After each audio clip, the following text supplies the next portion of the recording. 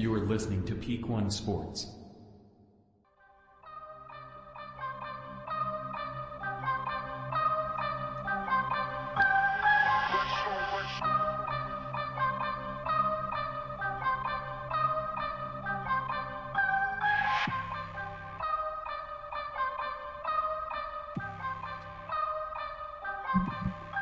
Thank you for listening to this edition of the Leadoff on the Peak One Sports Network. Heard here every Saturday morning on the Peak One Sports Network. I'm Ashton. I'm Tony. And Landen's over there producing for us. Today is joining us as a very special guest in the boldest crossover event in Peak One Sports history. We have the host of the Bungalow Sports Show, Cole Rambo. What's going on, Cole? Hey, how's everybody doing? I'm so happy to be here in this 5 a.m. California morning. Yeah, that's what you texted me. Man, was it Thursday? Asking about being on, and I'm just thinking, you know what time it is when we get on for you. I've been waiting, man. I've been wanting to be on one of your guys' show for a minute, so I'm happy that it's the leadoff because I like doing it live. And I got to point this out. You can tell Cole's been doing this for 15 years because look at the quality of his lighting, and he just glows compared to us. We look so dull. We're going to have to step up our lighting game here. I want to put a Bungalow Sports logo over his face and change his audio to sound like old time radio-y call-in audio. Well, I was just thinking, I was like, I should back the mic away from my face so we're all a little bit more on the same level. You know what I mean? But no, I appreciate you guys so much. Obviously, letting me be a part of the whole Peak One Sports family and joining you today. And forgive me for those who are watching. We have Cole over here. Everybody, I may be looking all over the place. I try to look at my camera a lot, but trying to get this whole setup. This is the first guest we've had virtual on the leadoff, and now that we know it works, we may have a lot more if somebody wants to wake up on a Saturday morning. That's the thing when we talked about going live and doing a live show. This is the only time we could do it where it's the same day, same time every week. Maybe 5 or 6 a.m. during the week. We talked about do we just want to make if we could get a sponsor to do every show 6 a.m. every morning, 5 days a week, but Saturday morning is the only time we can all really get together and consistently do it every time. But thanks for joining us. I know you're a construction guy, so I didn't think you waking up early was a big deal anyway. No, not a problem. Not a problem at all. I love talking about sports. I like talking to you guys, so I'm happy to be here. I'll try to keep my energy up early on a Saturday because I know Bungalow Sports Show, you're always... Yeah, because for 5 a.m. your time, you got a lot of spunk right now. Well, I have I tell people I don't have a dimmer switch. I have a toggle switch. So It's either on or I'm off. awake or I'm asleep. Yeah. So it's as soon as my head hits any type of cushion, even if I'm sitting down, I'm out. So it's my wife's always like, "Why are you standing up?" And I'm like, "Because if I sit down, I will fall I'll be asleep." out. Yeah. Again, thanks for joining us. Be sure to subscribe to our YouTube channel. Like us on social media. Follow us for all kind of big news, events, everything. Be sure to check out Betalytics as well. They're our sponsor for the show. Let me see if I can pull that up real quick. Oh, let me be Joey for a second. Yeah, there you go. Betalytics, 25% off. Promo code PEAK1. Don't bet with your gut. Yeah. Well, I usually have the live spot pulled up where I just go bam, bam, but we were getting all this other stuff set up. I didn't even bring it up. Good. Don't know we love them. Yeah, be like Joey. Don't bet with your gut. The Betalytics dashboards allow you to quickly identify top-graded best bets and hottest trends. Betalytics uses AI machines to learn algorithms and create accurate game simulations, player prop projections, betting line evaluations, and best bet recommendations. Use promo code PEAK1 for 25% off when you sign up today. Go to Betalytics.com to start betting smarter. Now we can do the show. Yeah. And not to interrupt you, but on the betting front real quick, I have to call Joey out for a second, my co-host on the Bungalow Chat Show or Bungalow Sports Show. God, old man brain. Bungalow Sports Show. So Alexis and I do our picks on the Bungalow Fight Show every week. We pick 8 fights. We tell everybody if just we're talking money line, just win or loser, right? We pick 8 fights every week, and we keep count. And Joey, for some reason, every Saturday night, he's just like, Bungalow Fight Show, let me down again. Let me down again. And then I go and I'm like, what are you doing? You're obviously not listening, because like I just added up all our wins and losses since we started doing the picks. We're 29-6. Okay? So that's really good. Yeah. So if you really were following us, Joey, in our picks, you'd be up. You wouldn't be down. He's picking specific ones, and he just happens to be picking the wrong ones. He picked the 6 wrong. Yeah, no kidding, right? Jeez, okay, that's it. That's all I had to say. Joey, wake up. Yeah, and if Betalytics doesn't have MMA UFC fights on there, so listen to the Bungalow Fight Show if you're a degenerate gambler for UFC Alexis fights. Knows what he's talking about. I like to be loud and boastful and act like I know what I'm talking about, but it's still all here in my gut. Alexis actually does his research, and all that stuff. So yeah, we only bring the experts on Peak One Sports Network. That's right. You know what I mean? So when you talk about how you just were taken to the cleaners, I know you've said that a couple of times. Do you not take y'all's advice either? Do you not rewatch your show before you do your bets? So this is where I'm try not to be long-winded here, because this gets me really emotional, because I have a lot of Saturday nights where I'm just looking myself in the mirror wondering that same question. And I have a hard time not going for that big parlay. I like a big parlay. You know what I mean? And like, not that I bet a lot of money, but I really like it when I can put $5 on something and the payout is $500, and I'm like, oh man. So like, and then I'll get discouraged after the parlay's busted, and then I'll just start making a bunch of panic bets. You know what I mean? To try to even myself out by the time you are a degenerate. You are a degenerate. You're like, if I can just win this one, I'll be even. I'm a degenerate $5 at a time, so it hasn't ruined my marriage or my mortgage or any of that stuff. But definitely, I always like right now, the fights tonight, UFC Paris. I've already got an 8-fight parlay, all 8 of our picks in one parlay. $5 pays out $1,500. You know what I'm saying? But then Alexis texted me yesterday, and he's like, Rose Namajunas is thinking about retiring. And I'm like, no! Because that's like the death knell of UFC MMA fighters. Once they start thinking about retiring, it might as well be over. Yeah. So, and she's in the parlay.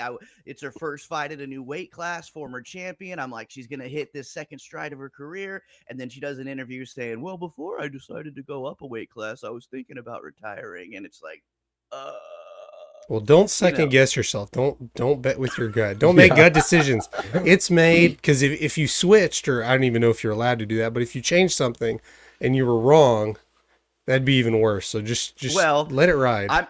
So that's the thing. Alexis is like, if the parlay, because she's the co-main event, right? That fight. So it's only 2 fights left in the parlay at that point. And he's like, if we get to that point and the parlay's still live, I'm cashing out, because on the most betting websites you can cash out before the bet ends. You know what I mean? They'll give you a cash out option.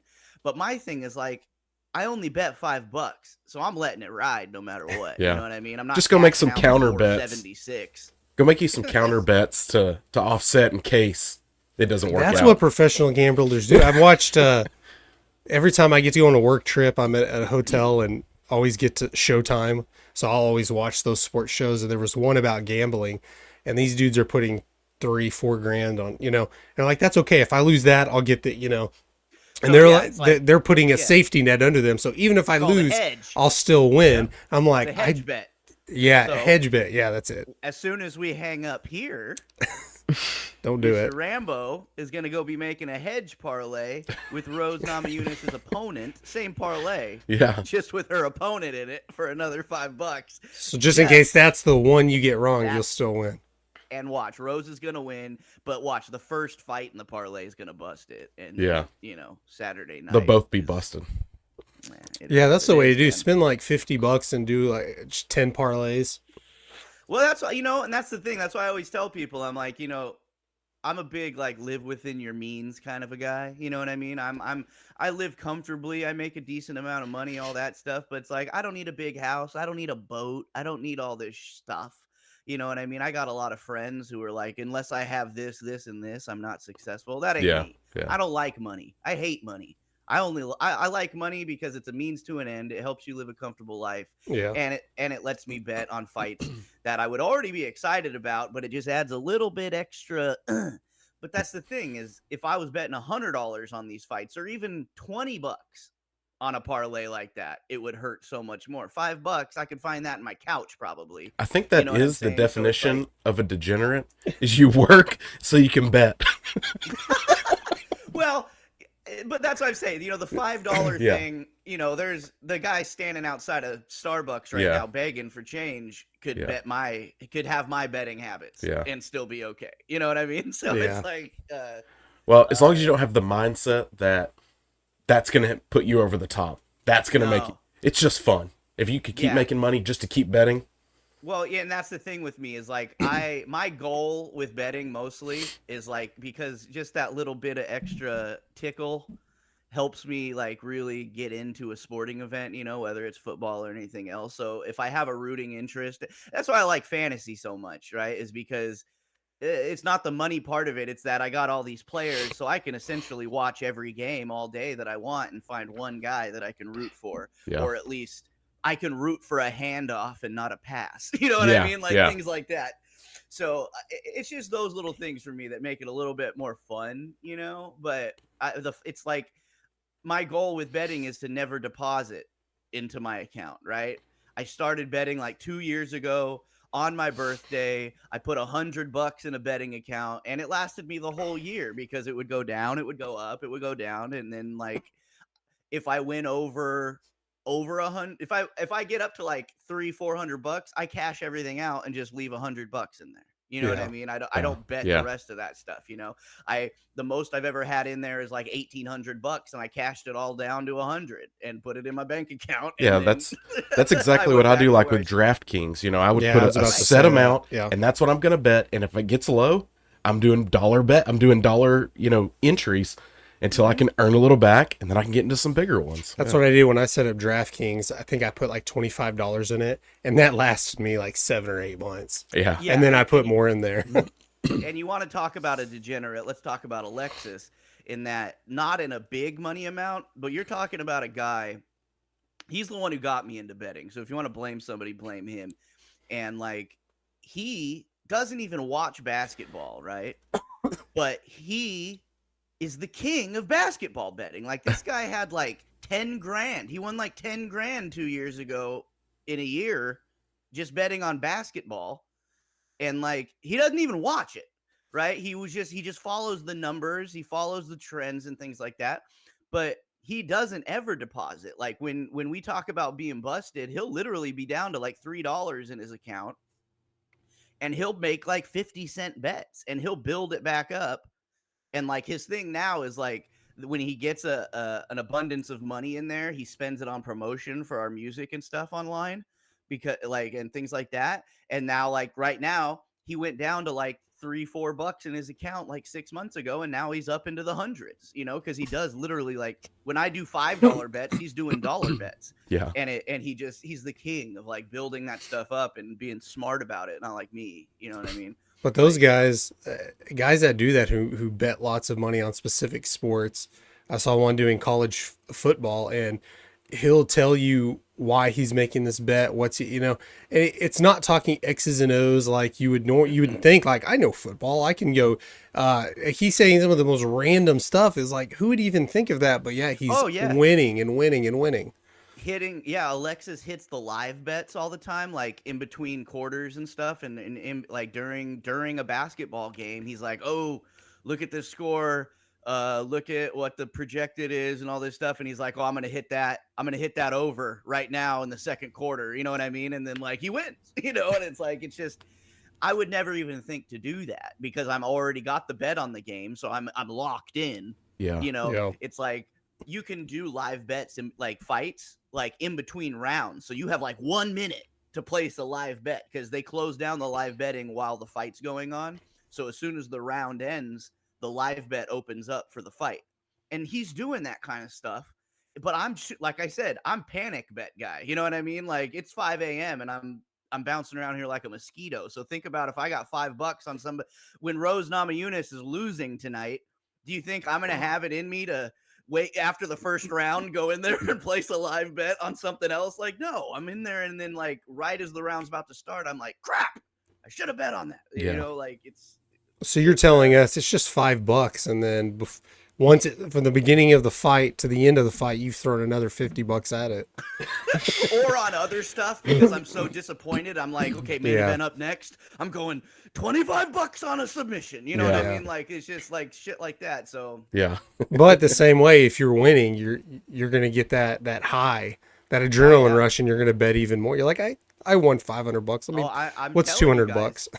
My betting is still driven from a year and a half ago. I won me and Alexis's. We called it the UK parlay, and it was a parlay we put. It was an event at the O2 Arena, and we put a big, it was like a 6-fight parlay, and it was all the UK based fighters, that were on the card, and it hit, and I won like $1,300, and I've been feeding off that action. I've been feeding off that emotion for a year and a half. Like I've lost 2 other UK parlays since then, and I've since banned the UK from my betting. So They failed if that you. tells you anything? I'm still on that high. Well, speaking of UFC, MMA fighting, we know you had Chad Box on your show. Oh yeah. Last week or this past week.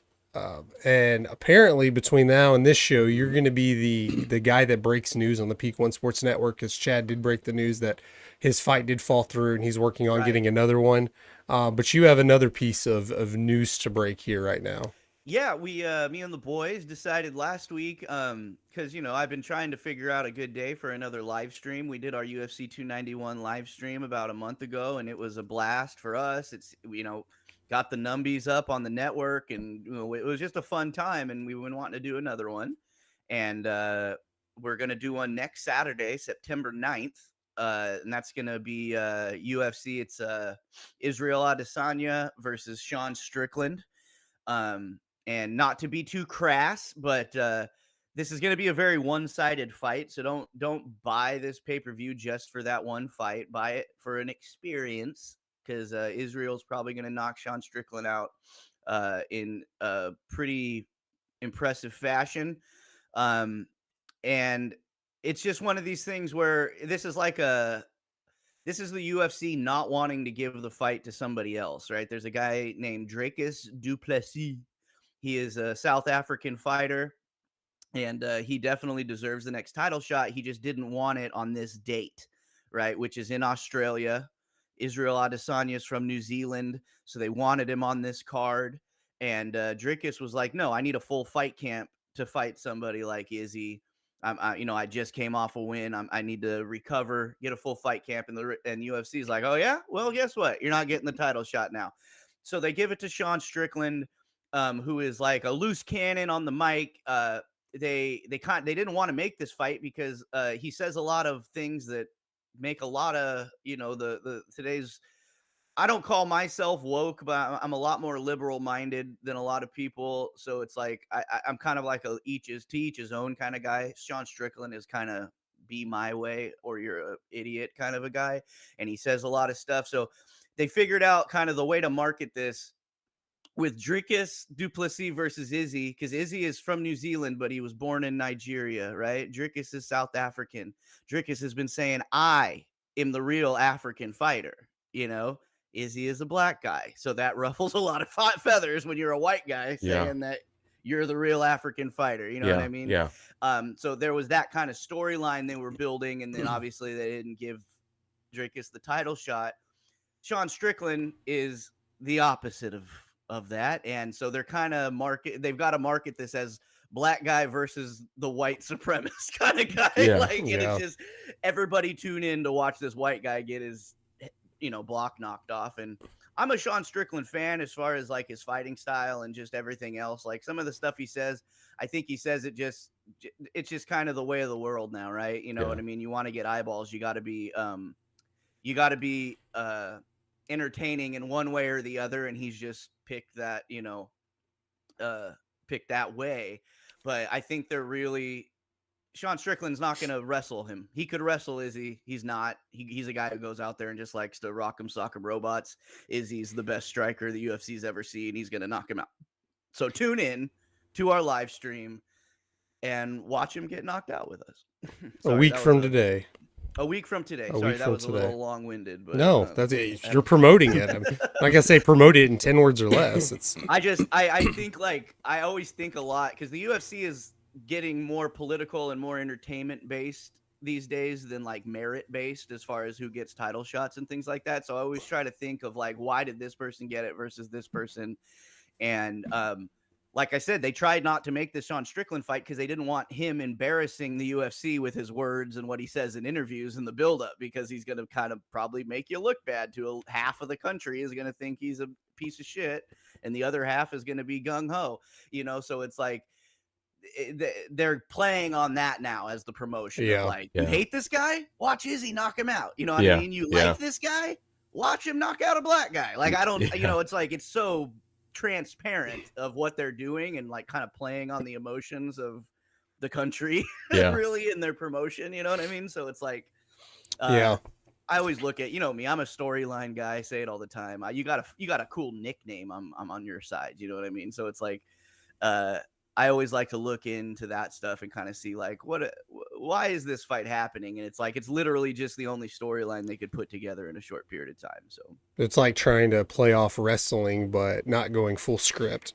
Right. It's kind of Dana White for a long time now has been kind of taking the Vince McMahon playbook as far as promoting fights and not playing on guys' skill set and how they've earned it. And more in like, well, don't you want to see this guy lose? Don't you want to see this guy win? Kind well, of and stuff, for the novice fan, that works. Yeah. They're trying to grow the UFC. The cashes. Yeah. You know what I mean? Like they buy into that stuff, and it's fine. I'm a big hockey guy. It's the least popular sport in this country, and I would like it to be more popular so there'd be more games on primetime and stuff like that. But it's just like hockey just doesn't have that. People don't care about the players enough. Obviously football is America's sport, but you got Hard Knocks. You've got all these little things to where you get attached to these players because of their backstory, because of their career story. You know them. You feel like you know them personally. You know what I mean? So it's like it makes you more attached to that sport, to that team. And the UFC is just trying to do that. So I gotta be happy for it and excited about it just because it's growing the sport. You know what I mean? But as like a hardcore guy I've literally seen every major MMA fight since 2007. You know what I mean? Like it's like I can't expect everybody to have the same outlook on the sport as I do. You know what I'm saying? So again, that's a week from today. You can check it out on Peak One Sports YouTube channel live. The last live stream went pretty well, so expectations are high from the suits. Just keeping that out there. I don't know if you can reach that viewership and subscribers and everything that came from that last stream. Yeah, I'll have to have my wife Gonna make some calls. Have that one Facebook Live lady that catches cheaters. I'll have to have her call me again and get her fan base over. But that worked pretty well, and a lot. Most of the subscribers from that night stuck around because the whole thing they were pushing on that channel, I can't imagine anybody out there watching went over and checked out XO Jazz while we were broadcasting. But all the ladies that follow her were basically like, I'm sitting here watching this. I'm going to get my husband to go watch Peak One Sports. Yeah. You know what I mean? Yeah. So it's like, I think it worked out. So yeah, maybe we'll collaborate and say like maybe one of the Peak One hosts is cheating or something. Maybe I should watch it. Make it like a reality show. I was a big, you guys ever watch that show Cheaters back in the day? Yeah. Joey Greco, the host. Do you remember that? Like, it was here in Dallas. Is where they they're based in Dallas. Yeah. Yeah, dude, and like I'm a big fan because I don't like cheaters, man. I'm a big honesty guy. If you don't like your wife or your girlfriend, just leave. Yeah. You know what I mean? There's no Yeah. reason to cheat, gentlemen. Yeah. XO Jazz. Shout out to Exo Jazz. That's yeah, we need to message her about this live stream and do it again. Hell yeah. Do a Um, collab. let's get into college football. Everybody in Texas knows it's college football time. When the highs dip down to 99, when fall's in the air. Not in typical college football fashion. Not a whole lot of big matchups this weekend. We do have LSU Florida State tomorrow, which is kind of weird. I don't know. They're doing this weird Thursday, Friday, Saturday, Sunday all have college games. Hopefully that evens out. You just have Saturday. Saturdays. I know you have like the MAC games like on Tuesdays or Wednesdays or something, which I appreciate having a game here and there, but they had like 5 or 6 games Thursday, a few games last night. Like just I want all the games on Saturday, so all day I'm just all switching. day long. I have Yeah. YouTube TV, so I have a football game from what do they call it? 11 or no? Yeah, 11 Yeah, I think o'clock. 11. 11 o'clock here Central, all the way till you get like Hawaii or Washington or something at like 9 or 10 o'clock our time. So you just watch college football all day, and I don't know if they're trying to take a page out of the NFL's book and just try to have football every day, but I mean, they've normally played those small ACC games, the ACC in-conference games on the weekdays, because not many people are going which to is watch fine. a Duke versus Which is fine. whoever. Exactly, yeah. If you have a game here and there, but I don't know why they're doing this. Hopefully it fixes itself and then you just go back to Saturdays with a random game here and there. But it has kind of watered it down. Like today, Texas is playing Rice, Georgia's playing. I don't even know who they're it's Martin, kind of Tennessee Martin or The something. typical early season matchups you see. You know, it takes a few weeks into the season before we really get the matchups we want to see. These are like Everybody's just scrimmages, touching more or and feeling less. against each Yeah. other, seeing where they are. Cole, watching all yours. I don't know how much you've talked about college football. Who's Not a lot. your team? Yeah, no. Do you have a team So- you follow? You have like Stanford and Cal over there Yeah. in your area. College wise, I'm just not a big fan of school, period. So, So let's boycott school sports as well. No, only Texas high school Long- football, dude. yeah. There That's you the go. only collegiate. The Longhorns are my team. You think I went to UT? You think I went to No, University of so- Texas? I have like I think why I grasp onto like sports like hockey and UFC is because growing up I've told this a few times on our show is like growing up my dad is a Raiders fan, right? And the Raiders have sucked since 1985, the year I was born. You know what I mean? Like so it was constant disappointment. Like the only Raiders memorabilia in our garage was an Oakland Tribune headline of Rich Gannon sitting on his butt, handing the ball to the referee, and the headline is "We are losers," right? So it's like, it was all pain. So I was like, why am I going to watch football? Right? Like, why am I going to watch football? It's all pain. My dad's in the garage, just mad, falling asleep in his garage recliner, just upset. You know what I mean? And like, so I think in '91 when the Sharks came around, and after that first year, the Sharks were playoff contenders up until the last 4 years. So it was like, okay, this is my team, this is my sport now. So it kind of kept me from like glomming on to pretty much anything else as a child. Like I played baseball for 13 years of my life, but the A's were my team. Haven't been good since 1985.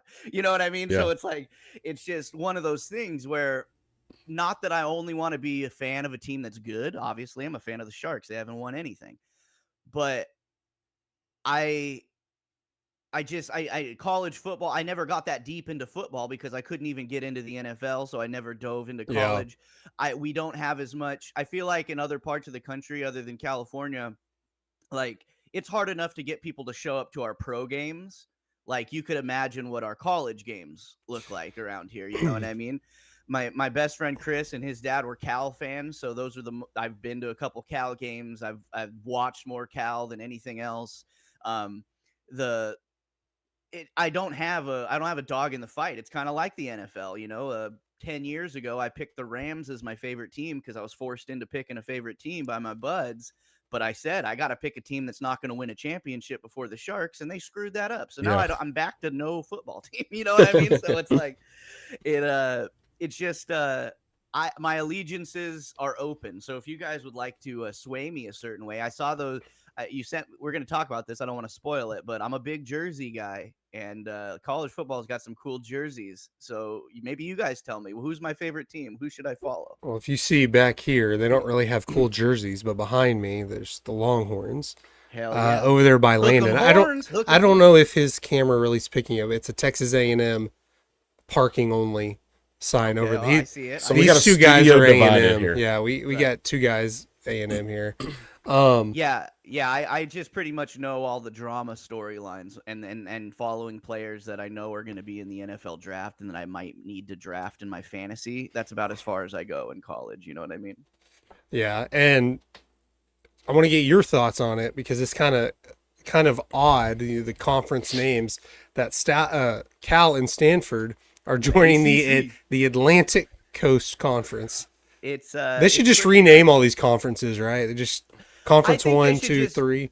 Yeah, I actually, because I do listen to tons of sports podcasts that do cover college, you know, and like there's been a few good ideas tossed around. It'll obviously never happen because, you know, money and things like that and TV deals is why all this crazy stuff is happening. But I feel like at this point, it's like just make divisions like a Yeah. professional sport. You know what I mean? It's if you're going to have these kids flying across the country, you know, you've got Cal and Stanford that, you know, they're going to be having to make 5-day road trips like professional teams and stuff now just to go across the country to play Rutgers or some crap like that. You know, it's like it's pretty crazy. And I saw SMU just joined that. You posted that, I believe, and like and that's not too far, but it's still a trip, you know what I mean? Well, Stanford goes from the Pacific Athletic Conference to the Atlantic Coast Conference. It's just it's just kind of making fun of it. SMU's not, I mean, that's not as weird. I remember TCU was about to join the Big East.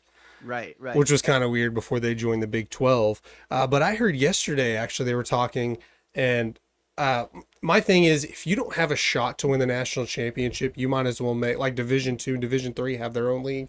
Do something like that, because there's so many colleges you can't make it exactly even like the NFL. Right. They can do tiebreakers, and you have to rely on rankings.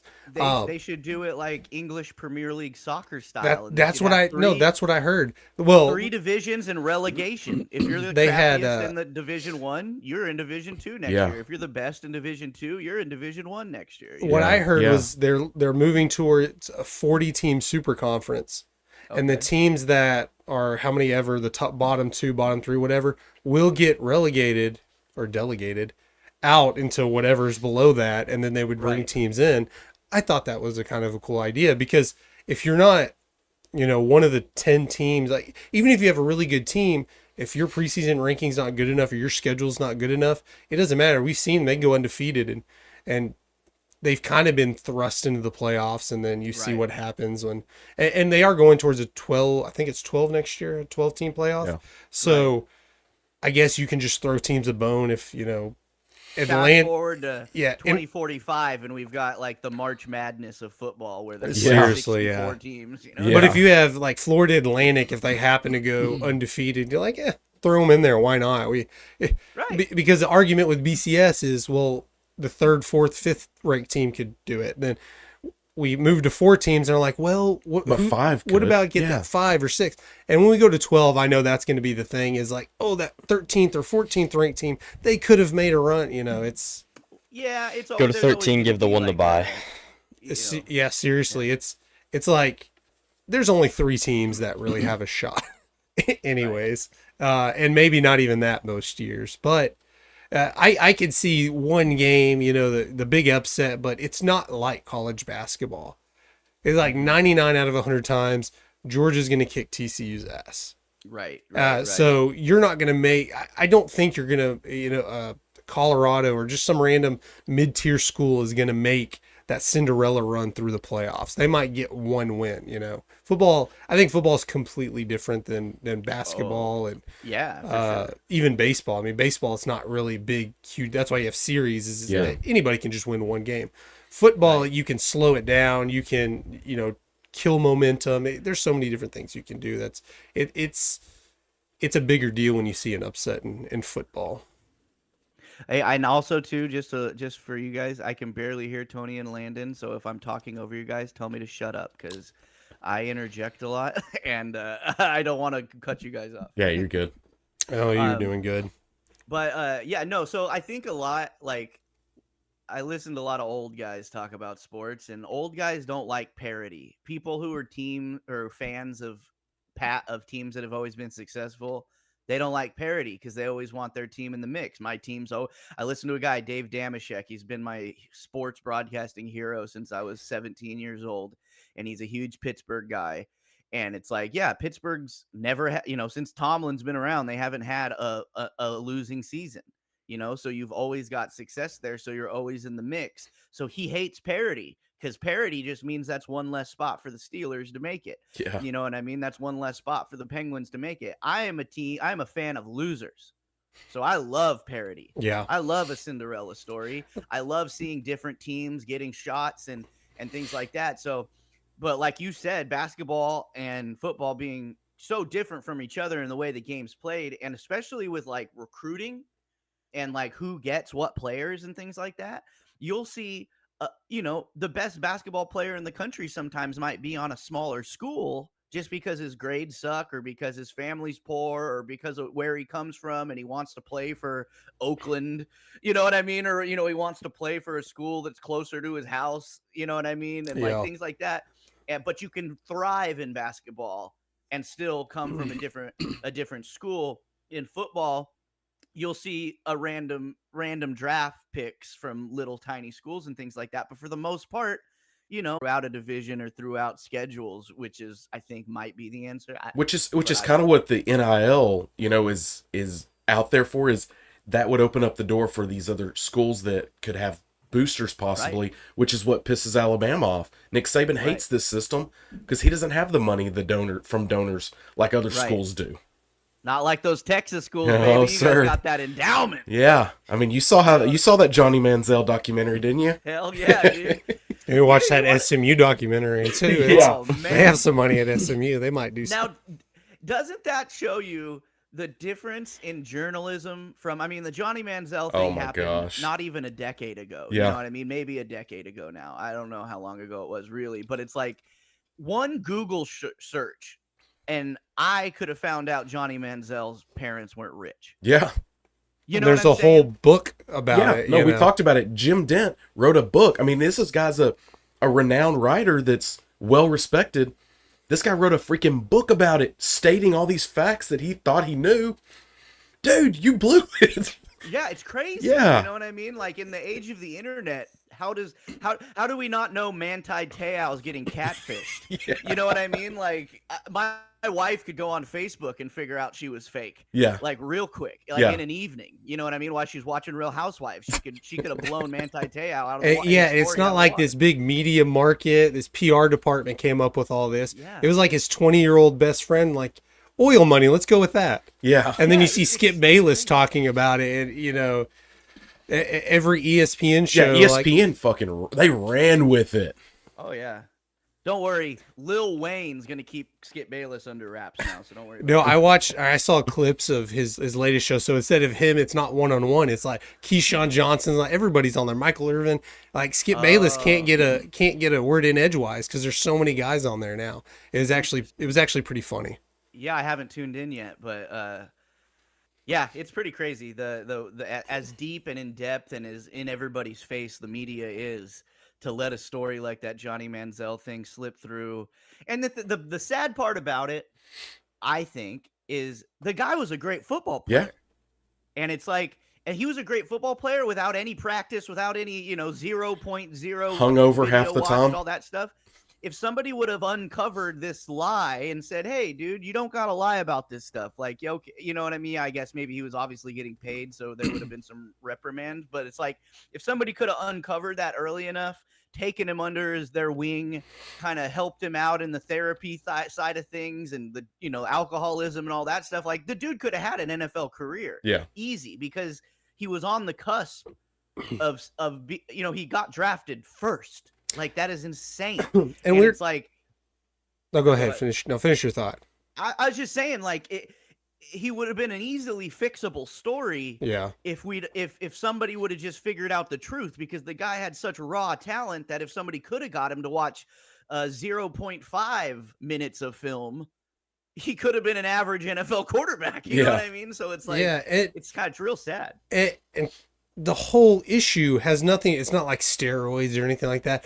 They're overblowing all this because he was signing autographs and making a bunch of money. Right. The same thing with Reggie Bush, which is funny. We didn't bring up. Nobody's calling for Johnny Manziel's Heisman Trophy. They're talking about Reggie Bush, trying to make a race deal out of it. Maybe, I don't know. I'm not. It's because he dated a Kardashian, dude. Yeah.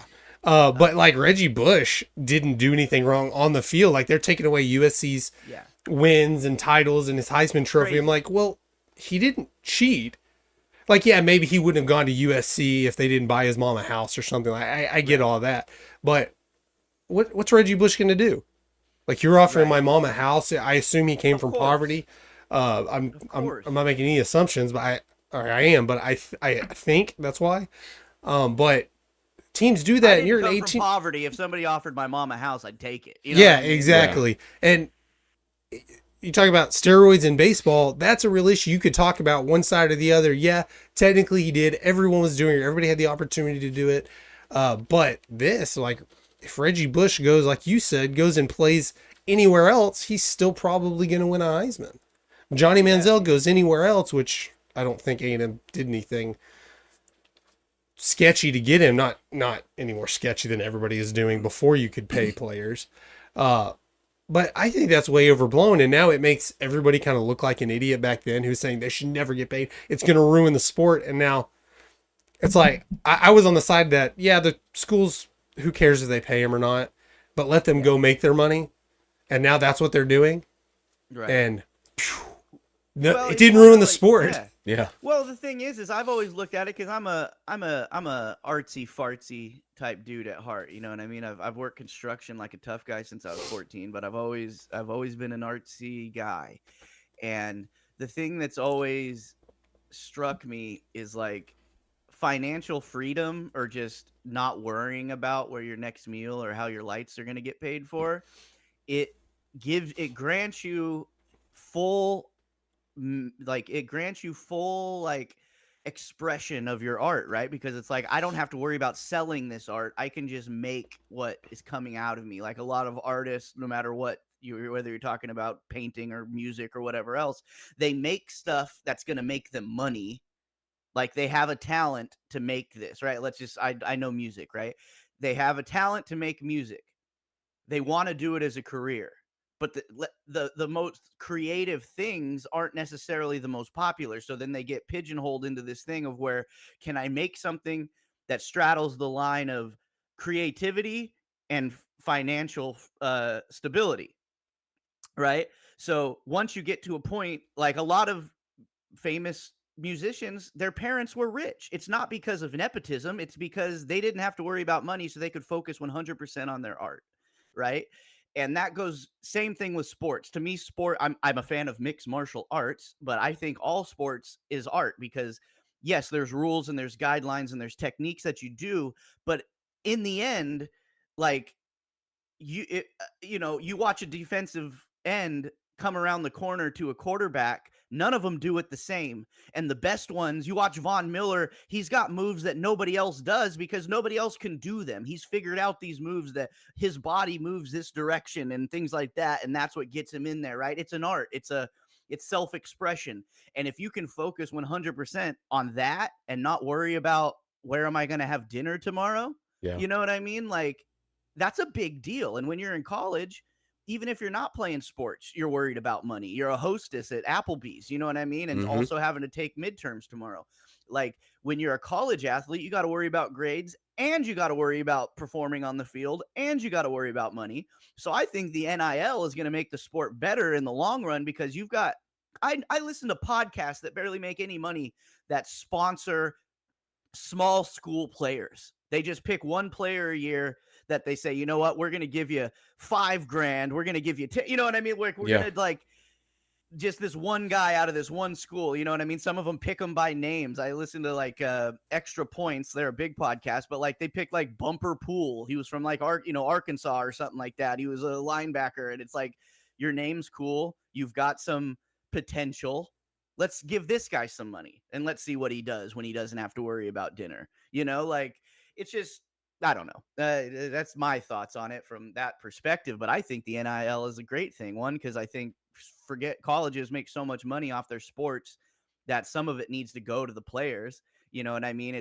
But I look at it as the same as I look at any industry. You know what I mean? If you're a band getting screwed by your record label, you got to go on tour just to make money off merch because you didn't make any off your album because the record label made it all. But it's like, without your album, the record label wouldn't have made that. Without these players, the schools aren't going to make that money. Well, and with college sports, this was already happening. Now it's just legal for them to do it. Right. There's no issue with them doing it now. It was happening as we see at documentary after documentary after documentary.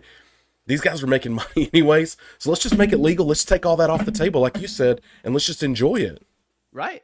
I agree totally. Yeah, and the main argument was, yeah, the schools are making all this money, but when you break it down, how many players there are, the schools can't pay the players. There's not enough money to go around. Like, okay, well, let them go out and get their own money. Well, no, that's not going to work either, Right. Yeah. Which is stupid. Like, Johnny Manziel signed a bunch of autographs, and he made $100,000 a night or something. But as you saw in the documentary, he was signing autographs for the school to give away to their donors, and they're making $300 million on the deal. Right. Yeah, Right. it was a whole screwed up deal. Yeah. And moving on real quick, because I don't want to run out of time. I talk too much. I know. No, it's not. No, this is good. This is good. This is better than going through here and we're like, well, we're out of content to talk about. We're gonna get off here early. But we are having the first year of the Peak One Fantasy Football League. Oh yeah. And you call us the Suits. We're gonna start calling you Commish. You're the right. commissioner of this league. I'm down, dude. I know you want to talk about that. Yeah, I had my first draft of this. I'm in 3 leagues this year. I had my first draft last week, which is like a league I've been in for this is our 13th year or something like that. And it's kind of interesting because this is a league that started where everybody was local and we'd get together at a pizza place and do our live draft with the big board, and one of our buddies' dads who wasn't even in the league would show up and be our announcer of the picks and like things like that. Like we went all out and it was so much fun. And then during COVID, obviously that couldn't happen that season. And then after that, over the years, less and less people started wanting to come do a live draft. People moved away. So now it's literally the point where I'm the only one in this league who lives in this town anymore. And it is completely online. So I had my first draft and I use that one as kind of like my litmus test of my other drafts, because I have another league that waits till the day before the season starts to draft. And then I said ours, that's tonight, right? I thought it was tomorrow. Tomorrow, Yeah. I'm sorry. And I've just been looking at trends. What have you guys have done some drafts yet or no? We have one tonight. We have This one afternoon. tonight. So yeah, I'm kind of like you. I had no clue how many drafts I was in. People would just message me, "You back in the draft this year or the league this year?" Right. And then they'll text me, "Hey, don't forget we have a draft tonight." I'm like, oh crap! So I'm in 4. One of them, we just started a dynasty league where you keep your players and you just draft rookies. Yeah. So that's the one tonight. And then there's one that a company I used to work for that I still do theirs. And then another one I was in. And so I've done 2 of 4. I have one tonight or one today, and then the Peak One draft tomorrow. Yeah. That league that I've been in for so long, like it's all the old school rules. Like we don't change much because there's so many people in there that get butthurt if you change like a percentage point on what you get for a rushing yard or whatever. Like, so like we just have had the same rules basically since, 2013. And like, there's just so many different options now for leagues. It's hard to like get trends, but like wide receivers this year seem to be the big trend. Like, is that how you've seen it thus far? Like wide receivers, running back. It really used to be big, running too. backs. Like Yeah, your it first goes 10 in- picks are going to be running backs. Yeah, it goes in phases. Isn't that funny? Like when I first started back in like 2010, like ish, it was quarterbacks all the way back then.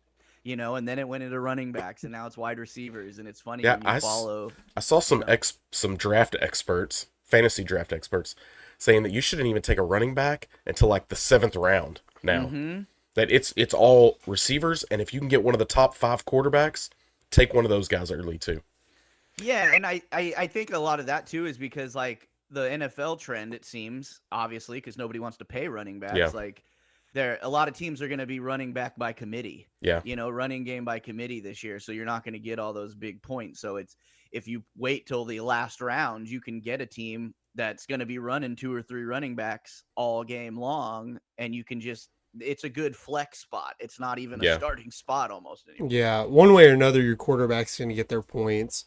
Usually receivers, but running backs, I mean, between running backs and receivers, depending on how your league works, you have 2 spots for each, plus a flex, so you can just throw up your 3 players, and then some of them may hit, some of them may not, and then you'll just have that random game where a backup running back scores you 40 points if you just happen to have him in the lineup. So usually if you have a decent quarterback, depending on how many, if you have a 20-team league, it might be more difficult, but your quarterback should score 20 points minimum, unless he just has a bad day. Our league's only going to be 8 guys, so like all our teams are going to be stacked. Yeah, that's why our dynasty league is 6 teams. Yeah. So we're gonna, but it's weird in a dynasty league. Bench. You have 20. I didn't even set it this way. You have 23 roster spots, but that's a completely different strategy too, because you have to think these are my players. So drafting Aaron Rodgers may not be as beneficial, even though he may score more than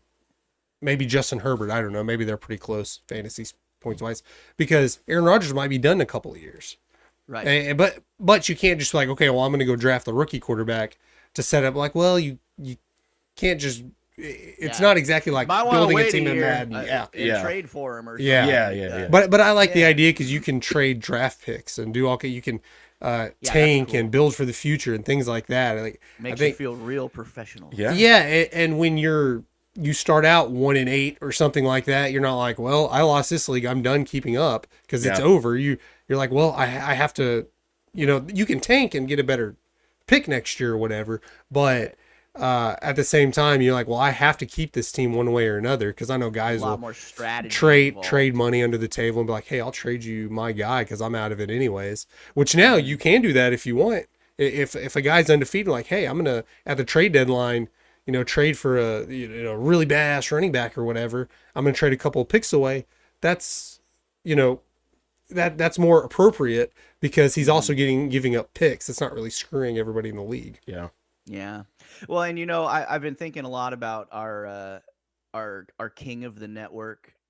The winner of this is going to be deemed the king of the network for a year, and I don't know what kind of power comes with that title, but I will be making a crown, and if I don't win it, I'll be sending it to whoever does win it. So we could do it like you pick a random guest and they have to be on your.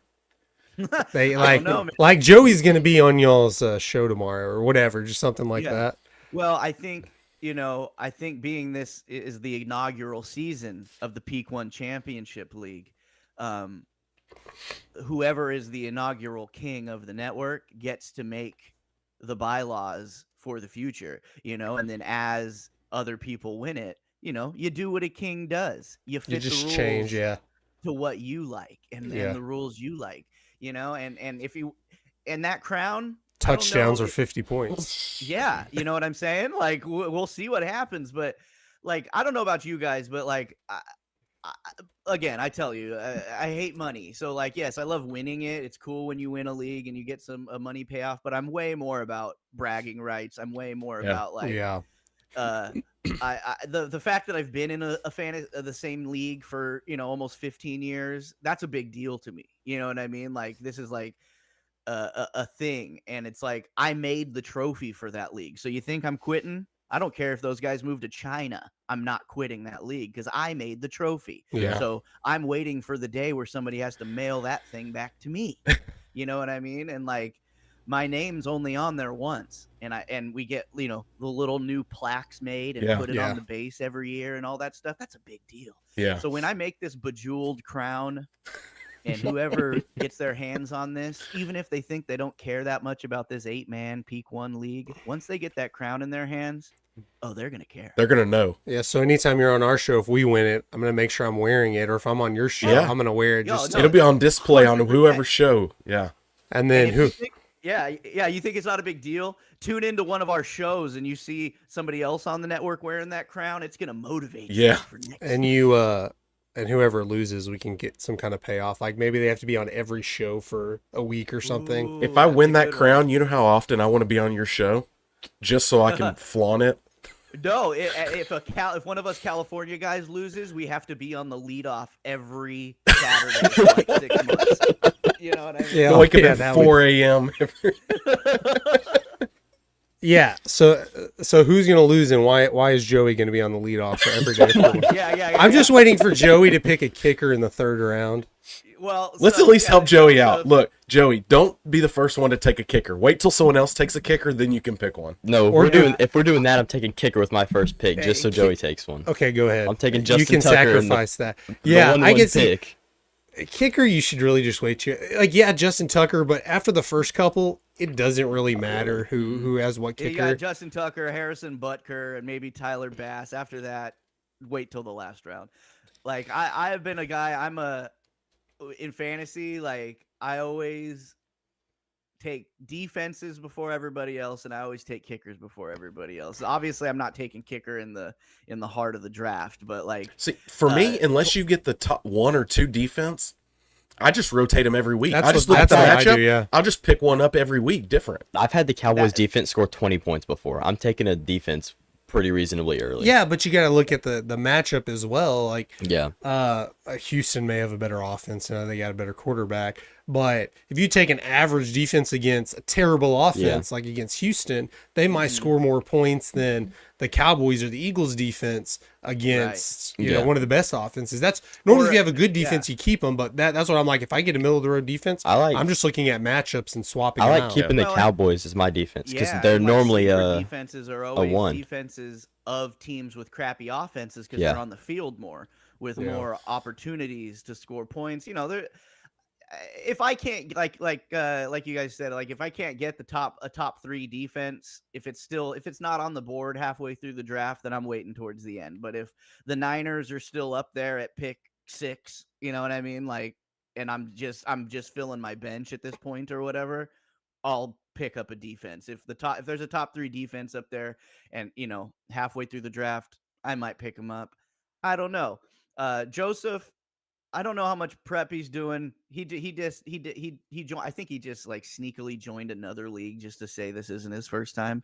But like Alexis, definitely his first time. But I'm not. He's worried. He's much more worried about it this Champions League than Joey. But I'm not worried about him because he's a numbers guy. I told him. I said, dude, don't watch any football coverage. I'm like, just go. You're on better the if you app. don't watch football coverage. Dude, I find myself rooting against my own teams. Yeah, because I need these points. You know, like it drives me insane. Or like I said earlier, like don't hand the ball off. Yes. Don't hand the ball off. Don't hand the ball Yeah. off. Ah! Like, Yeah. Yeah, I start thinking like, man, do I want to draft Jalen Hurts? Like Right. then I have to cheer for him all, you know. Yeah. Right. Exactly. Yeah, and then you're like, man, the Cowboys are playing my quarterback or my defense. Like, okay, Dak, you can throw a couple interceptions, but let's win the game or something. Yeah, something stupid like that. Which is that's why some people I know won't play fantasy because of that. Right. And I just like to play it too. I don't have to put money up. I'm like you. I just like having fun. Most of the time, I'm in leagues that have a payout. And you Right, buy right. in because people will pay more attention to it and take it more and seriously. That's right. not forget to set their lineup and things like that. But I don't think we're gonna have an Yeah. issue here. No, and like Alexis lives in San Diego, so I'm like, dude, you don't even have a team anymore. So like, don't even worry about it. Like, just follow the numbers like you do with your betting, and you'll be just fine. Because I'm famous for telling like I told you guys, I don't have a team. Like, you know what I mean? So it's like I'm just following the league in general. Anyways, fantasy football is what got me into football. Yeah. Like I went my whole childhood not really caring about football, and then as soon as I started playing fantasy, I was like, oh, well, I got to watch this now. Yeah. You know, and then you just fall in love with the game. You were talking earlier about people being real serious about this fantasy rule or this rule in fantasy football being different, the points or whatever. I know you wanted to talk about some new NFL rules Oh yeah, coming up. This was like One rule in particular that I heard is what made me want to talk about these, but then I figured I might as well go over. They always make slight changes or changes every year, you know what I mean, coming into the season. And I'll go with the ones that aren't really that big of a deal first, just to get those out of the way. But we've got an instant replay reversal. When an instant replay decision results in a reversal under 2 minutes left, the play clock will be reset to 40 seconds instead of 25, unless another rule requires otherwise. See, people get mad at refs for like making weird calls, but then it's like, look at how wordy these rules are and how much crap you got to remember. So like, such as when there's a 10-second runoff, in this case, it'll be set to 30 instead of 40 to make up for that 10 seconds, like crap like that. Let's see. Additionally, inside 2 minutes, reversing from a ruling with a stopped clock to one of the running clock requires a 10-second runoff or a charged timeout, right? So like just changing in the timing on some of those things. Failed fourth down conversions.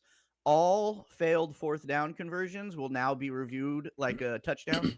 You know what I mean? So yeah, I thought they were going to be reviewed anyways, because it's technically a turnover, and you review all. So turnovers. basically, change of possession. They're gonna review. Yeah, I guess it's just like they're just making it more formal with that rule. But this way, like coaches, you don't have to waste challenge flags and stuff like that. I guess is kind of the case. You get a lot of those. Yeah, right. Because it's very hard to overturn like 4th and 1 or 4, on spots, because they're running up the middle and you're not going to get a good view anyways, probably. Right. And that all goes back to normal old rule inside 2 minutes, though. So inside 2 minutes, coaches still have to use a challenge, or in overtime, they still have to use a challenge on a fourth down conversion or a failed fourth down conversion. So this is the one that really kind of irked me yesterday when I heard it. And this is just a point of clarification. It's not necessarily a rule change. It's the use of helmet rule in hitting.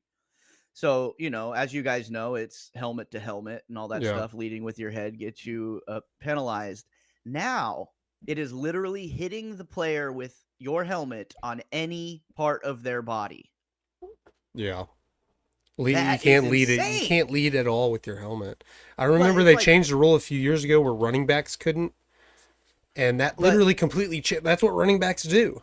And they weren't calling it very often. And I think a few times running backs would lead with their helmet, and it would be helmet to helmet, and the defender would get flagged for it. And they kind of did away with that. But yeah, the NFL's all about money. They want to alleviate any chance of a suit in the future. Right, I guess, but it's like, how hard is it to launch yourself at another human being and not touch them with your head? Like, and I get it. You can distinctly tell when someone turns himself into a missile and just hits them straight up with their head, but there's going to be so many incidental contact penalties. You know what I mean? Like, this happens in hockey a lot of times, and it's because they're on ice skates and it's hard to stop. And when where like somebody gets a bad interference call where it's like, dude wasn't necessarily trying to hit him like that. It's just like, this guy's skating 20 miles an hour. This guy's skating, incidental contact. When you're tackling somebody with your arms, you're going to see all these guys just putting their head up in the air, trying not to touch somebody. And when you're running what's the the ball point of even having a helmet anymore? Seriously, rugby doesn't have. I know rugby's a little different. You can't hit players that don't have the ball or whatever, or just can't like lay them out. But they don't have pads or anything. Like, you take away the helmet, they probably won't lead with their head. But I don't know. They're specifying right here any helmet contact with torso, hips, and lower body. So when you're running the ball, you're not going to run straight into the guy. You're going to protect the ball, and your head just drops by. Like, you're not trying to. Not going. Marshawn Lynch would be the most fined player in the world. And on penalties, you can't just throw the challenge flag and say, "Hey, I don't think that was a penalty." You're relying on referees' live vision of this, and I saw his head drop. Like, that's the thing. I saw his head drop. Like, of course his head dropped. He's not going to protect the ball like this and leave his Well, face it's to like get, it's bracing for contact. You know what I mean? And like they specify in the rule here that like this is not including bracing for contact, but it's also like in a split second, even in a replay, how can you tell that movement he made was bracing himself or on purpose? You know what I mean? Like they'll leave the transgressions to the referee, just like holding. I mean, you could say there's holding on every. How many single more years play. do we have before they're all going to wear these Guardian caps in games? Yeah, I saw Like, that. you've seen they this had in those- training camp, that these padded covers. It cut down on concussions by like 40% or something. Yeah. Like, Right. Man, they they just look wear those. stupid too. Just wear those in They'll just games have and let's just all hit each other. inflatable helmets, like Tag Yeah. football. Let's just do tag football. And then the last one is tripping is now a 15-yard penalty. So, and that is including if you are a runner and you trip someone. I don't know the benefit there. I'm sure they had, I remember it just sticks in my head as a Cowboys fan. They played the Patriots in New England and they lost. It was like a 15-12, something like that. And they were driving down and Travis Frederick got flagged for tripping. And they didn't review it, but they were looking at the replay and he didn't even come anywhere near. The guy just slipped. Yeah, I got big feet. Dude. And that took it from they had gotten the first down on a third down conversion. It took it to 3rd and 15, and it ended the drive. And that sticks with me. I'm like, in typical Cowboys fashion, they were going to go win that game.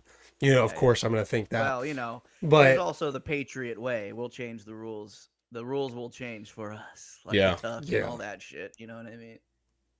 yeah, that's one. If you watch that documentary or that 30 for 30, whatever it was, the tuck rule. yeah. I'm like, that's not even like, Crazy. okay, it was back in 2002 and I don't know how old I was. I was probably like in middle school or something. So I wasn't following it to the T. So now obviously that's the rule. And I'm thinking he clearly fumbled the ball. What is tuck? Because he's coming to tuck it. And I understand the verbiage and them explaining it, but that's the stupidest rule. Like what scenario is that the correct call? Well, it's my most hated phrase in all of football is a football move. Yeah. When they say he Des didn't make caught a it. football move. Des caught it. And it's like catching a football Is is a football move. Yeah. Like, what are we talking about? Like, like this guy's one of the best players on planet Earth.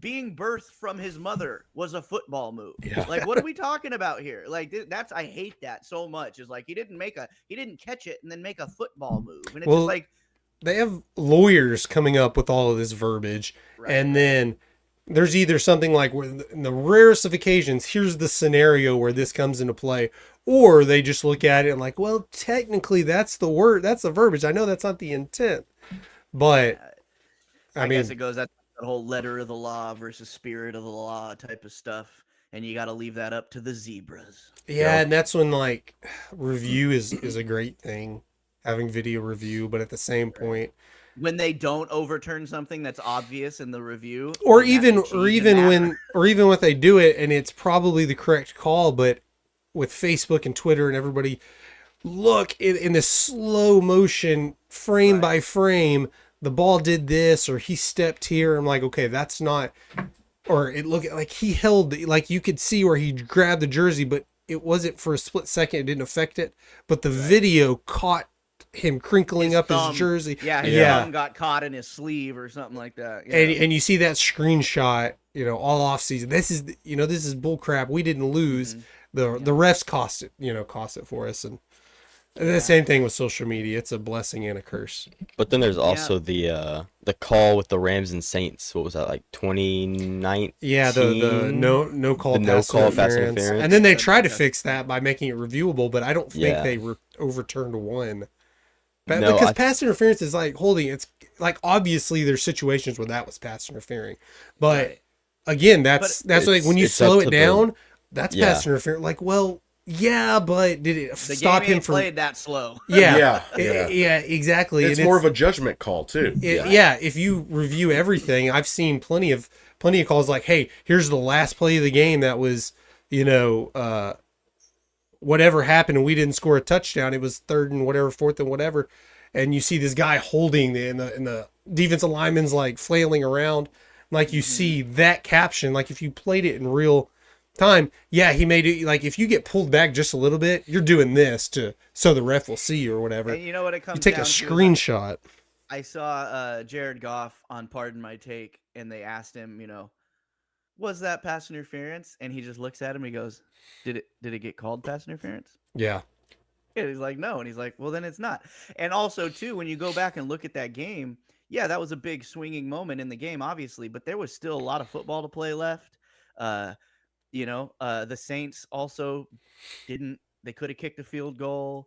Like the Rams still had to kick a 65-yard or 63-yard field goal to win that game. Like there was a lot of stuff that happened after that call. You know what I mean? And so, but that goes to show you that like it's a game of inches. It's subjective on the referee's side. It's who can sell what. It's just all sports and hockey. They have diving penalties because the ref gets to decide whether that guy hit you in an illegal way or whether you fell down in an illegal way. You know what I mean? So it's like you got to leave it up to the refs at a certain point, and people don't like to hear that. But it's like, what do we want? We want the tennis robot out there calling, maybe for the line judges, but like as the actual referee, it's got to be human. It's a hard job. Yeah, it's a hard job, and they get the call right most of the time. And half the stadium or half the people watching the game are going to hate your call, and the other half are going to love it. So what are you going to do? Yeah, when it's close like that, as I say, Des caught it. I believe that was a catch, and they tell us now, yeah, it'd be a catch today, but when you see the ball bobble, I'm like, it never touched the ground. I think his arm squeezed it, and you don't see it touch the ground. You assume it touched the ground, and as I understand, I'm completely biased. As a Packer fan looking at that, like it's obvious to them, but it's the same thing. I understand that. I'm biased by it. I don't believe it touched the ground. I think Des caught it. You can tell I'm a little upset about it because of course the Cowboys were going to go win the Super Bowl that year. If they would have beat Green Bay, Ashton, they would, the time machine right now, everybody watch out. I know. Yeah, it was a divisional round, but of course Roma was going to take the Cowboys to the Super Bowl. But they also had beat the Seahawks twice that year too. I'm a historical loser that I can look at things from like a different perspective, you know what I mean, without a dog in any of these fights. But it's like I'm always about like pragmatism, right? And like when you're talking about the best in the world, Dez, let's use Dez as an example, makes some of the greatest catches of all time. He's got some of the greatest catch radius of all time, you know what I mean? And like when you got these super slow-mo replays showing the ball kind of bouncing around between their hands and their chest, and then they hit the ground before they've got it locked in, and then they call it no catch because he didn't have control of it by the time his ass cheek hit the ground or whatever.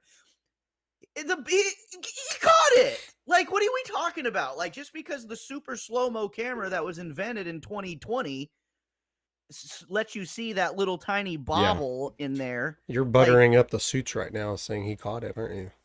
I get what you're saying. There's like a computer. Your job is to grab that ball and just bring it to your chest. There's a computer program that shows the square hitting the side, and it hits this, and it goes back, and it tells you how many, depending on how far away or how big the square is, how many times it bounced back and forth. Right. And it's like at some point in half a second, it bounces like 3,000 times. That's the same thing. Yeah, the ball, just because you catch it doesn't mean it's not moving around. But exactly, and it's like that's what these guys are paid to do, is to lock that. If by the time he hits the ground, the ball is in his hands, it's a catch, man. If it's not touching his hands, it's out. It's not a catch. Like how hard is that? And it's you're like talking about a football move. He made 3 steps inbound. Like I understand what they're saying. My thing is when he went to the ground, it doesn't matter because I don't think the ball ever hit the ground. When he squeezed it, it moved. Like I don't think it. But and in a lot of cases, it's like if the ground wasn't there, and it was the ground was a foot lower and he did a somersault instead, he still would have caught that ball. Yeah. Like, that's my thing, is like a lot of these catches where they're like, it hit the ground. And it's just like, yeah, but he was going to catch it. Whether the ground was there or not, this guy was going to catch it. And it's like, whether it bobbled a little bit before he was technically down, like it's still in his hands, right? Why, by the time he hits the ground and this 300-pound guy's laying on top of him, he's still got in his hands. Like, I don't know. But that, again, that's spirit of the law versus letter, I guess. And I guess I'm a spirit guy. I think as the host of this show who should be driving it, I've let us talk too much about a random 2014 divisional round game. Never. Yeah, Never, we want to hear about the time in 2016 when Dan Boyle shot the puck into his own net in the playoffs? I'll talk about that all day long. That's why you just recalled that like that, you know. That's Oh, it's always there. I think Right. you you can relive tell we're it every butthurt. day. We're butthurt fans here. But I'm a Passionate Cowboys fans. fan. The season's about to start. I'm gonna have a lot more to complain about pretty soon. Oh yeah. We're already over an hour, so let's just keep Yeah, going this is on. bonus coverage of Bonus the leadoff. coverage of the leadoff. Bonus Let's leadoff. jump And on. we're not even going to charge you for it. Let's jump on the thread. Hey, be careful though. We might charge somebody for it. Go ahead, Landon, and change it to the thread scene. Cole, I hope you have the uniforms in front of you. The University of Houston that I sent to you. I don't know. Oh yeah, yeah. Okay, so these are the uniforms that University of Houston Cougars are going to wear tonight against. I didn't write the team. Who are they playing? Oh, I don't even know. Louisiana Tech or something like that, maybe. I'm not sure, but yeah, they'll be playing these nods to the Houston Oilers. You Some of see, the best colors in sports, man. Is this a nod to the Houston Oilers or a middle finger to the Tennessee Titans? yes, Because I think they came out with these thinking, you know what? These are Houston uniforms. These are not Tennessee uniforms. right? We're going to represent. so. And we talked about that earlier, and I've talked about in past shows before when you said the Titans were wearing this, and I thought you mean the Houston? Like, no, yeah, the Titans would wear this. Why would you? But you said the Titans are wearing these colors when they go play Houston. Yes. That's kind of a middle finger, Yeah. don't you It think? is. Well, at first Yeah, I thought these were the Texans Yeah. uniforms because I just saw the Houston. I didn't see the Big 12 on the side. Yeah, they're going to be like, hey, yeah, we took. That's like saying, yeah, we took your ex-wife. Yeah. Now here, look at We're this gonna bikini flip. photo of her Yeah. for when she was Check out 20 how years jacked old. her new boyfriend is. Yeah. Seriously. I mean, but no, these are cool, and you see a lot of times when random people put designs on Facebook or whatever, where it's like, what if you switch the city's football team and baseball, like the Yeah. Texas Rangers football uniforms, the Dallas Cowboys Right. baseball? I think a lot of colleges should do this. Yeah, I like it. Like I don't know, pick your rain. It's different because Houston plays in a big metropolitan area. Maybe like SMU wearing Cowboys colors or something like that, or the Houston, the Dallas Texans old uniform or something like that. You take a team in an area where there was a major sports team Yeah. or something like this, or throwbacks or something. I think that would be pretty cool. Well, yeah, like the Sharks did that last year with the Oakland Seals, defunct Oakland Seals team. So like they have like a yellow, and it's still kind of got a teal and white kind of setup, but it's like it just says Sharks instead of Seals. You know what I mean? So it's paying homage to the old Bay Area hockey team, and Yeah. I like it. I like it when they do stuff like that. I love jerseys. Yeah, I love alternates. I love, big Oregon fan of all Well, the yeah, you did a whole uniforms they did. series Yeah, I on mean, Oregon doesn't wear the same. We could do a whole series on Oregon uniforms. I don't think they've Oh, ever God, worn yeah. the same uniform twice. Yeah. Yeah, I remember. I think it was a game, college game day or something. They were playing Oregon and somebody else, probably USC or something. And they had a sign that said Oregon 1,800, whatever, blah blah blah, uniform colors, national championships 0. Right. Is that- right. But Well, that, you got to have something. yeah, that's why it's like the Yankees don't have alternate uniforms. Yeah. But they also have haven't so won many. in a while though. Yeah. Side note, like saying Yankees have 27 championships is like, yeah, like 15 of those were when there were only 8 teams in the. Like I was watching something on the why the Dodgers left Brooklyn, a YouTube video.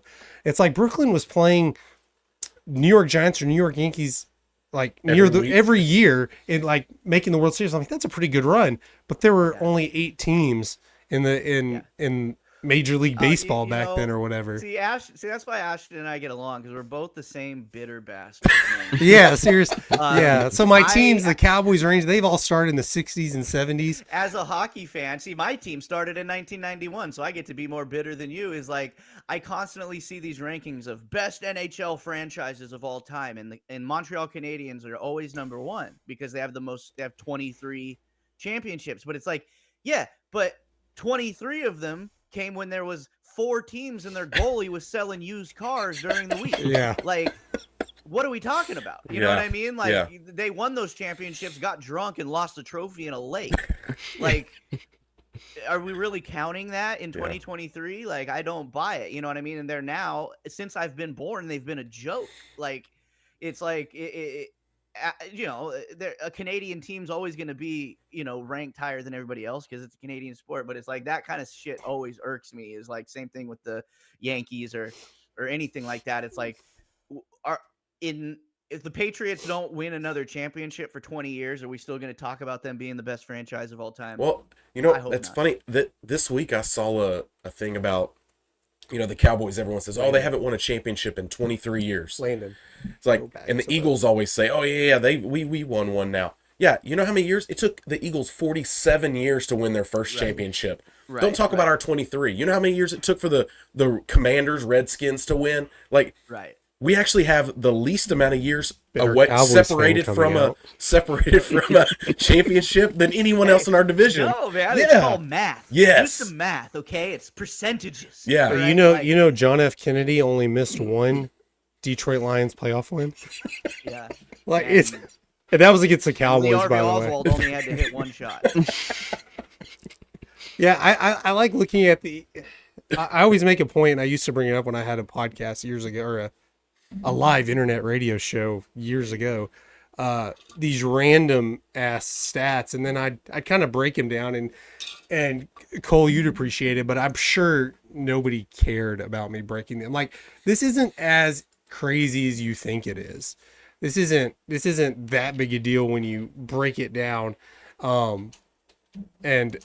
And one, I can't even remember what it was, but it was like a baseball stat. Like, for the first time in the history of baseball, somebody hit a triple in this scenario in the 7th inning or whatever. I'm right. like, I get baseball's been around for over 100 years, and you have to be excited when the first time something ever happens. But I'm like, who's tracking this shit? Right. Who's like, who would even know that happened? Like, you're bringing up the most random stuff, and it's just like the It's Yankees. a bitter fan that's bringing it up. But yeah, you talk that knows about the stats off the top of their head. But you talk about like a Canadian team hasn't won a championship. Like, okay, that's an interesting stat. Yeah, you're right. There's only eight Canadian teams out of 30 in the NHL, something like that. There is 1, 2, 3, 4, 5. There's only 5 Canadian hockey teams. There's I was thinking there. the Senators, the Leafs, the Canadians, Edmonton. Canucks, Oh, and okay. Edmonton, and 6. and 6, Calgary. okay. I forgot Calgary. So maybe I'm thinking Canadian Football League or something, which would be all Canadian teams. But you only have 6 out of however many, so it's not that weird. 33. And you're thinking, well, they're a Canadian sport. That's like saying the Cowboys should be good because Texas has. America's team. Well, I'm saying like that because yeah, they're best high school football, college football. I'm like, but Right, per capita. just whatever. because there could be more Canadians playing for the Dallas Stars than the Edmonton Oilers. There's nothing saying Edmonton has to have more just because they're a Canadian-based team. Like, it's a fun stat to talk about. Yeah, Canada hasn't bragging rights. Canada hasn't won a championship since the Cowboys have won a Super Bowl or whatever. But but it doesn't matter. It really doesn't matter. It's just a quirky little stat. Like, who cares? It is. Like, Well, Florida, that's- like the yeah. Vegas winning the championship. Like, why is that so weird? I mean, other than they're a new team, but their geographic location means nothing because everybody's drafting out of the same player pool. Everybody's drafting the same player pool. All TV's on the internet, so you can watch home games wherever the hell you are on the planet. You can be a fan of whatever team you want on anywhere on planet Earth. So all that stuff kind of goes out the window, you know what I mean? And like, I am my theory on why, like, especially Eastern Canadian teams, your Toronto and your Montreal, right? The oldest, the most famous, the most dear to the Canadians' hearts. Why they haven't had such success is a lot of the big name players they go there at the end of their career, right? Because it's like, okay, the team I've been on forever is not going to pick me up because they don't want to give me a big contract. I'm still got some gas in the tank. Toronto is open for a trade, and I want to go play for God. I've dreamt my whole life about playing for the Maple Leafs. So you get a 40-year-old Patrick Marleau instead of a 30-year-old Patrick Marleau. You know what I mean? Things like that. So it's like, in all of sports, it's like it's a melting pot now. You know what I mean? Just because you're from an area doesn't mean you're going to play for that team. I mean, I keep talking about hockey, but the Washington Capitals, like, since Alexander Ovechkin has been there, every great Russian player that's come out in the draft, like, if they don't get drafted by the Capitals, sometimes they'll just sit out and go play for the KHL another year until the freaking Capitals will pick them up. You know what I mean? Because they want to play with Ovechkin. So it's like they're a freaking Russian all-star team. They're not, and they're in our nation's capital, and they've got all Russians. Like, it's just it's a weird thing the way sports are these days, but I think football used to be more like that though, right? You come out of college, if you went to Pitt, you play for the Steelers. You know what I mean? Like, or Yeah. you know, or you went to high school. Well, I in think like Pittsburgh, scouting you go to- had a lot to do with that early on, where you couldn't. It wasn't as common just to jump on a plane and fly somewhere. Now you can watch We have social media YouTube now. and right. where Half the scouting's done on Instagram Yeah. now. yeah, where yeah, you play for Pittsburgh Steelers scouts are there watching you more than anything. You That's know, and true. they know you better. I just, I'm just randomly saying that. I have no clue Right, if that, but it has to have something to do with it, right? I mean, you don't have to send a guy from North Dakota down to Houston. Now, to yeah, look at a guy. nothing against NFL scouts, but if I had the time and the wherewithal, I could sit there. Not that I'm good at spotting talent or as well as scouts, but I could put just as much effort into it watching highlights on YouTube. Like that's why I did my NFL draft prep. And you could watch replays. You could watch the same thing over and over again. You know? Yeah. Yeah, if I had the time and the effort and I wanted to think about that and want to do that, I can watch every down that a specific quarterback played, Right. Or but they have all these YouTube videos now for you type in left guard this weird ass school and there's a YouTube video showing you every one of his key plays with the cameras just on him, Yeah. and you can Right. scout him better, and it's just a different time now. Or you can be Johnny Manziel and watch 0.0 of any of that. That might be the most And win a impressive Heisman. thing. Yeah, I think that's impressive that he would do that half hungover and like Tony said, and that may be why they don't take his Heisman away because that's impressive. That he Yeah. could do Well, that. and okay, not to take it on another Cole tangent, but in the game of life, guys, I like to talk the game of life, and like as a parent, and you guys are parents. Hopefully, Landon's not a parent. Yet, No. but What's up, Ma? watching You need Kyle something to King- tell us, Landon? Watching Okay. Kyle Kingsbury talk about, oh yeah, like it Oh, was yeah. a fucking joke Yeah. that he was fucked up all the time, or that he didn't watch tape, or that he was constantly partying, or that Mm-hmm. like. As a parent now, I'm like, dude, you're a piece of shit. Because as a coach, I'm not sending my kid wherever you're coaching. Where Right. he said you better play good today, and then Right, he it's did. You're like, okay, great, no problem. Like you need to aren't we take supposed him to be in. leaders of Yeah. men, not just like, oh, this guy can chuck it football. So And you say it's a game of inches, and like you said, you can't say this is the reason he didn't pan out. But maybe if Cliff Kingsbury could pull him under his wing and say, hey, Yeah. you're He's the this father good, figure. half hungover, not Yeah. watching video, and maybe it wouldn't have made a difference. Maybe he wouldn't have listened to him anyways. But imagine how great you could be if you tried, and Yeah, we and- put you in some sort of program. And 100%. Yeah, I don't know if Johnny Manziel, I don't remember in the documentary if he's sober now. I know he went to rehab a lot. right. He still has money apparently. Not oil money from his parents, but he has money from somewhere because he lived in a pretty cool house or whatever. No, maybe that's all for a documentary. But if Johnny Manziel ODs or something in his career, maybe it's not money, or maybe he's homeless one day because he didn't have any money. Although he could probably go sign autographs and make money now. Doesn't that fall back on somebody at some point? Because Right, and he so succeeded in high basically school. What Ashton is saying is that if Johnny Manziel ODs, Kyle Kingsbury should go to prison. Well, and you know what? You bring this up. I've had this conversation with a lot of friends of mine, Twisting my and words. it's a consensus from everybody. Everyone's looking at Kingsbury as like, man, he's the spotlight of this documentary. He's the one that allowed this to go, even though he knew everything that was happening. He's the OC at USC now. Yeah, I think so. Yeah. Yeah, man. Yeah, No, just yeah. Cole, just like a Californian to twist my words around. around. And Goddamn liberal media. I don't know if that happen. If that happens, I mean, again, anybody who loves Johnny Manziel, if Johnny Manziel watches this, I'm not saying you're gonna OD or you're a drug addict. I have no clue. No. But I'm just saying, in that situation, I'm 100% gonna come on here and be like, Kingsbury, could you have done something better here? Could you Yeah. have He definitely molded his, could have. And if I was Johnny Manziel, I'd be kind of pissed at this point because to not make light of people ODing and shit like that. I'm not trying to be like that, but I come from a family of alcoholism, drug addicts, suicide, stuff like that. A lot of fucked up shit's happened in my family, but I have seen people on the other side of that too. So it's like just the simple fact of being a teenager and your coach is aware that you're out getting hammered every night or doing all this other stuff.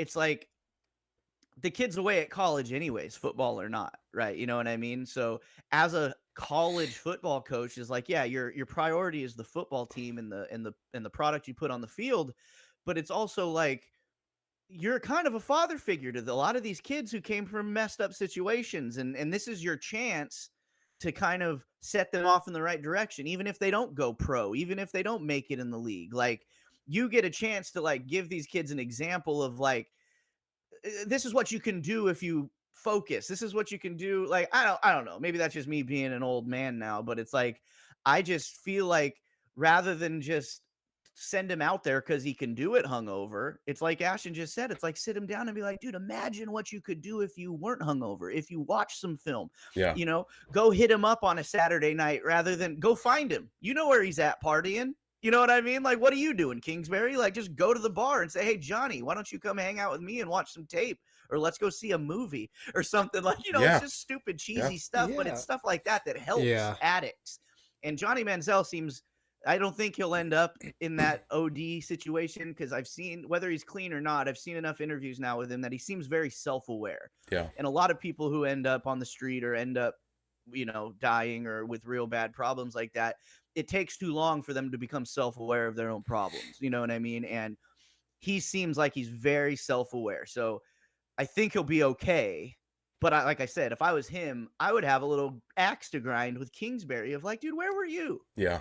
You know what I mean? I won the Heisman. We could have won a national championship if you got that bottle of Patron out of my hand. Yeah, and a college football player showing up to a game or practice hungover is not necessarily the red flag it seems to be, but surely there's a pattern here where Kingsbury's like, hey, if he can play like that, do whatever. You know, if I would, you know, I didn't play college football, but if I would have shown up to a high school basketball game or practice drunk or hungover or whatever, you know, I wasn't very good, so I don't think it's a big deal to say, hey, sit on the bench, you're not playing today.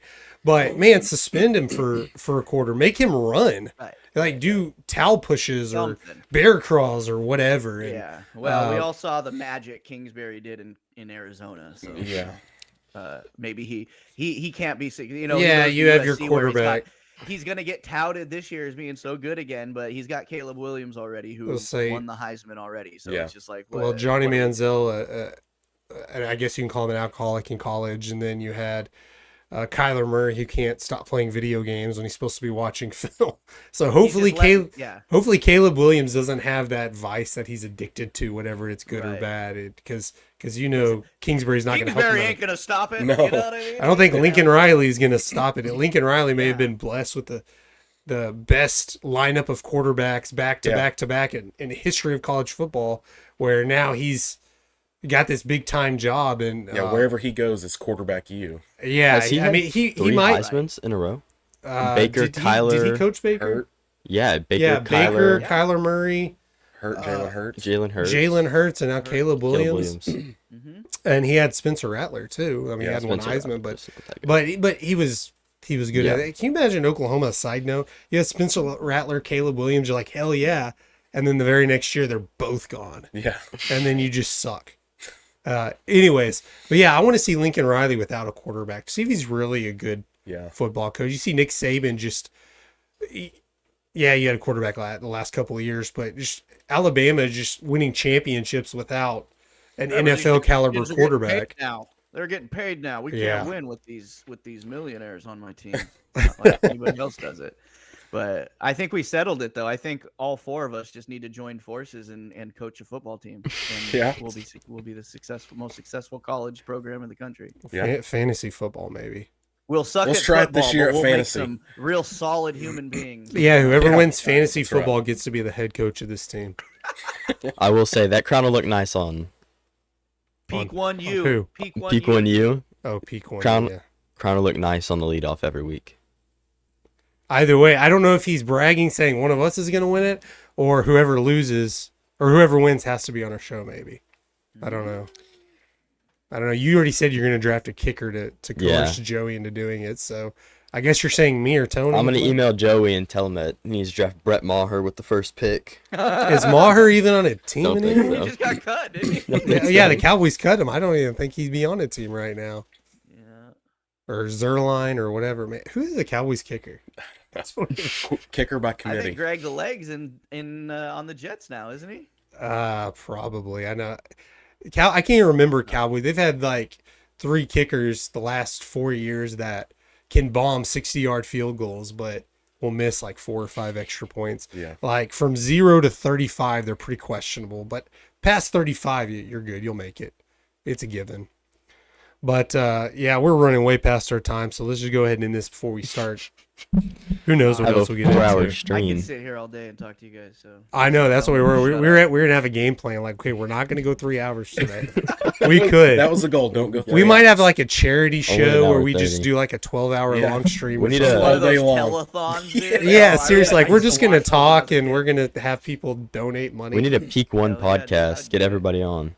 a Peak One A Peak One podcast. podcast. Well, you can listen to all our shows on podcast platform. However, you listen to podcasts. If you go to our website or just go to your podcast and search for Peak One Sports. It's a good. I know you didn't intend to do that. That Lee, was but that's not a good intentional, transition. He's But a yeah, pro. We'll take it. Landon, you just start your own podcast. Just do like you interview or have No, a guest we on never- a Peak One guest every single show. Just you and somebody else. Don't give him too much confidence. We'll go start his own network. I know you're just a producer. Just sit back there and do your. Just press your button when you need to press your button. You can go ahead and start the music whenever you want to start. But You're thanks. lucky you got a camera, bro. Yeah, seriously. If you notice, his square is a little bit smaller than everyone else's. We had to be careful. But thanks for listening to this episode of Leadoff. Thank you, Cole, for joining us. Of course.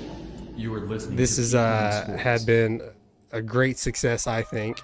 Go ahead and listen to us however you listen to podcasts. Like I said, follow us on social media, subscribe to our YouTube page. But until next time, we'll see you guys later.